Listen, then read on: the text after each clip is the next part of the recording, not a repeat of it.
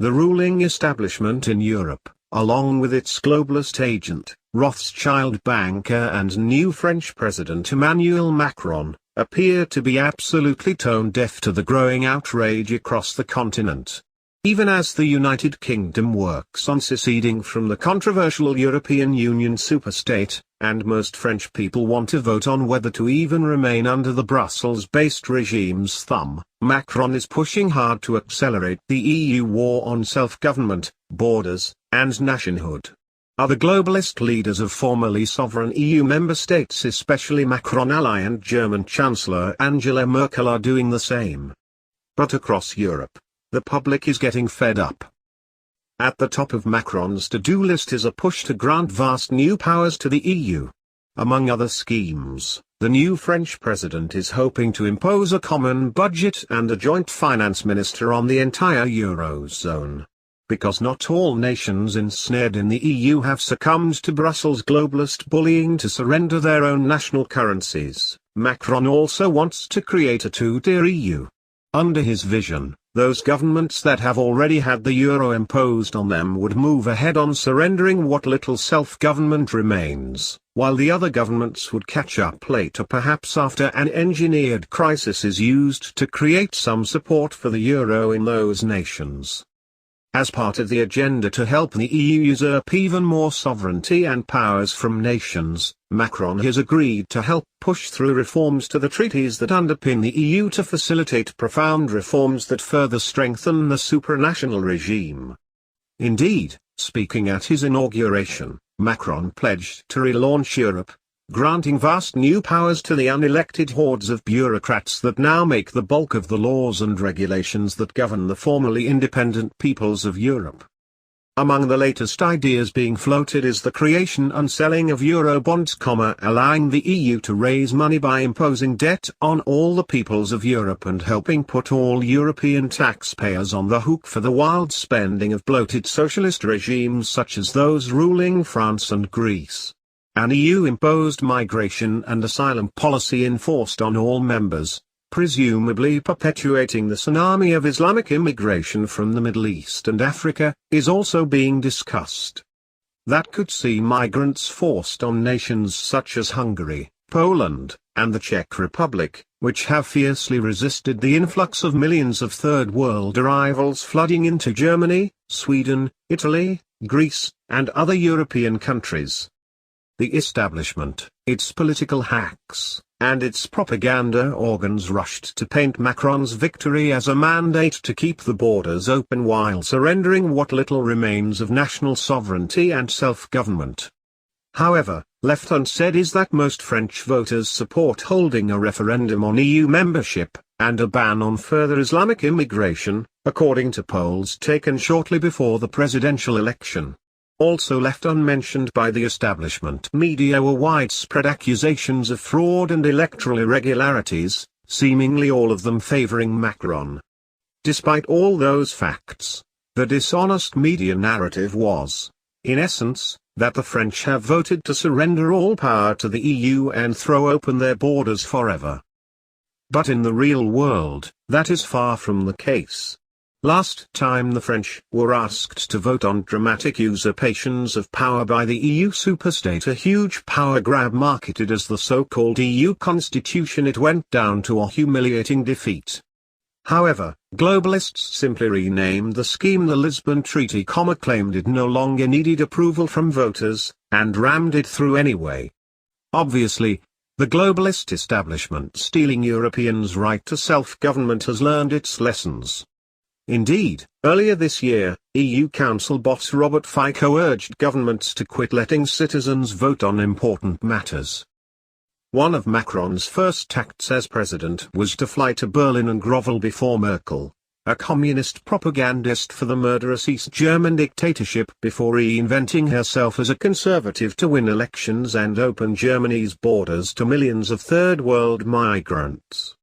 A genuine photo of Macron sitting at Merkel's feet was used by his critics to paint him as a puppet of out-of-control German authorities. But Merkel enthusiastically returned the favor. Macron carries the hopes of millions of French people and also many in Germany and across Europe, Merkel said, adding that she was very pleased with his win on a courageous, pro-European campaign. Unsurprisingly, she was totally on board with the agenda articulated by Macron: more and more power for the EU, more and more migrants, less and less self-government, and so on. From a German perspective, it is possible to change the European treaties, she said. This is also necessary to push things along in Europe. The whole world is changing, that is why Germany is ready to change the treaties. First we need to work on what we want to change, and then if it turns out it needs a treaty change, then we are prepared to do that. EU bosses were very pleased with what they heard.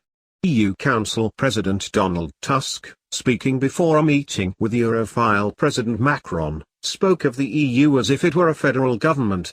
A strong EU, capable of being sovereign in relation to the external world, capable of protecting its values, culture and economic interests, capable of protecting its external border, is the best, and perhaps the only guarantee of national and state sovereignty and independence, he said, seemingly oblivious to the cognitive dissonance. We both believe that for rational and responsible patriots, there is no alternative to a united and sovereign Europe. EU Commission President Jean-Claude Juncker, meanwhile, also seized on Macron's victory to push for usurping more power for himself and the regime he leads. I am delighted that the ideas you defended of a strong and progressive Europe, which protects all its citizens, Juncker, a fanatical globalist, told Macron. By Europe, he was referring to the regime that has usurped power over the peoples of Europe using deception, lies, corruption, manipulation, and more, not the people or the continent. At home, despite being painted as a centrist and moderate by the establishment, Macron rushed to fill cabinet posts with Socialist Party extremists, along with a handful of globalist pseudo-conservatives for perceived balance. At his victory speech, he marched out to the EU's European anthem. And as for what remains of French foreign policy, Macron vowed to continue waging globalist wars, including a pledge to keep French troops waging war in the African nation of Mali for the indefinite future. But despite the celebrations, some establishment propaganda organs worried that Macron's connections to the unfathomably wealthy Rothschild banking dynasty might bog down his ability to push the globalist agenda. In an article headline, Emmanuel Macron is about to face 5 years of crazy Rothschild conspiracy theories, foreign policy writer David Clay Large acknowledges the astounding wealth and power of the dynasty, and that Macron is one of its protégés. But then, like many far-left extremists in the United States, foreign policy's activist dishonestly attempts to paint criticism or even mention of the globalist bankers and their schemes as anti-Semitic, along with Le Pen herself, despite her frequent condemnations of racism and anti-Semitism. The French president's greatest vulnerability might be his connection to an international banking family that has obsessed the country for centuries, the globalist propagandist warned.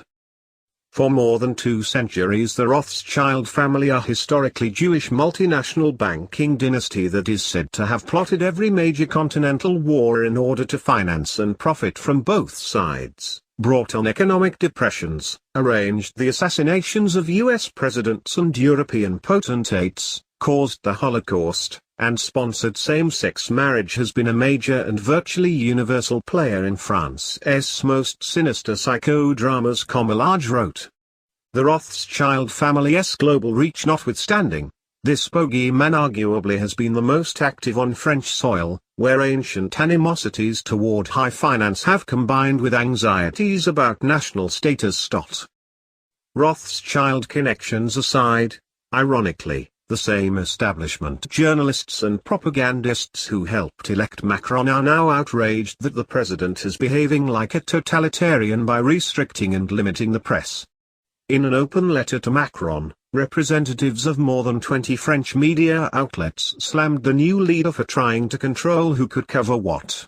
In no case must the Élysée, presidential palace, decide those of us who are entitled or not to cover a visit, whatever the theme is, the media organs said. It is not the President of the Republic or his services who decide the internal functioning of the media organizations, their coverage choices and their approach. In addition to the pro-Macron propaganda from the media and the EU, top globalist operatives around the world were similarly engaged in a campaign of defending and boosting the increasingly unpopular and illegitimate transnational regime swallowing up the nations and peoples of Europe.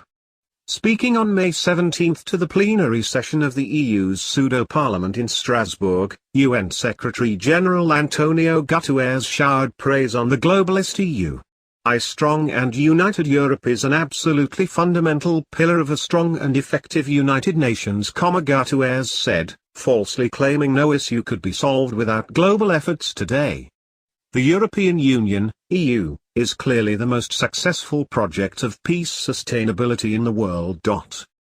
But as this magazine has documented extensively, and as top globalist schemers have made clear, the EU is simply the first among many regional integration regimes that will eventually be merged into what the establishment touts as the New World Order. In his recent book World Order, former U.S. Secretary of State and National Security Advisor Henry Kissinger, a globalist and a proponent of depopulation while in office, outlined the strategy.